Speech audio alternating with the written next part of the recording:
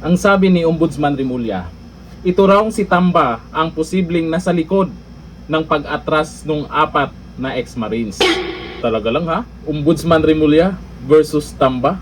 Sabi ng mga netizens, drama. O ayon dito sa balita ngayon, naniniwala si Ombudsman Boying Rimulya na posibleng ang kampo ni dating House Speaker Martin Romualdez ang nasa likod ng pagbawi ng 4 na dating bodyguards or sundalo sa kanilang mga naunang testimonya. Kasi bali-balita po nakaraan na may inalok daw na 25 million peto-teto-tet. Grabe, ang yaman nyo ah. Ang pahayag ay kasunod na pagbawi ng 4 na nagpakilalang dating security personnel ni Saldico sa kanilang mga naunang aligasyon laban kina Pangulong Ferdinand Marcos Jr., Romualdez, Co. at iba pa. Etong tungkol sa sinasabi niyang ay si Romualdez ang posibleng dahilan, mukhang pwede rin naman. Pwede namang totoo yan. Yun nga lang, yung mga netizens, karamihan na nag-comment dyan, drama. Drama lang yan. Di kaya ito din ang isang dahilan. Baka takot yung 4 na yun na makulong. Dahil dito ngayon lang sa post ni Atty. Baligod, may panawagan siya.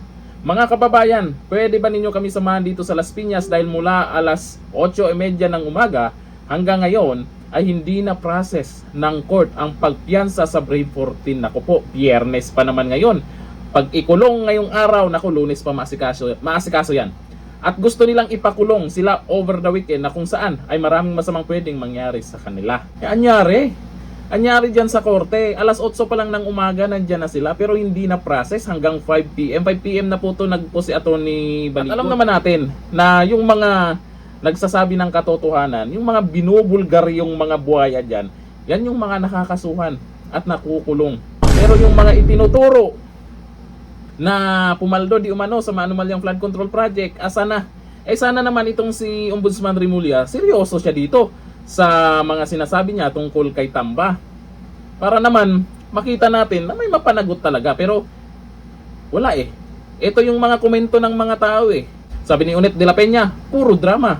Sabi ni Nestor Mejorada, kasama yan sa script nyo. Pero sana itong si Ombudsman Rimulya ay mapatunayan niya sa huli na mapanagot itong si Tamba. Kasi nakakalungkot kasi ngayon, itong mga ex-marines na naninindigan, itong Brave 14, ay ginigipit na talaga. Samantalang yung 4, hay. Pero nakakatulog kaya sila sa ginawa nila? Ganito lang, thank you.